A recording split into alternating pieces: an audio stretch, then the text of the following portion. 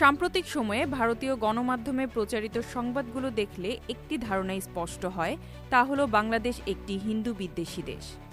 বাংলাদেশকে নিয়ে যেভাবে বিষ ছড়ানো হচ্ছে, প্রোপাগান্ডা ছড়ানোর ক্ষেত্রে যে ভাষা ব্যবহার করা হচ্ছে, তা থেকে এটা স্পষ্ট যে ভারতীয় জনগণের মনে বাংলাদেশের প্রতি ঘৃণা তৈরির জন্যই এসব প্রচেষ্টা। এছাড়াও আন্তর্জাতিক মহলে বাংলাদেশের বিরুদ্ধে বিরূপ মনোভাব সৃষ্টিতে দিন দিন আগ্রাসী হয়ে উঠছে ভারত। এর মাঝে বাংলাদেশ থেকে ঔষধ আমদানি করতে চায় পাকিস্তান, এমন সংবাদ প্রচার হওয়ার পর থেকে যেন আগুনে ঘি ঢালার মতো অবস্থা ভারতে।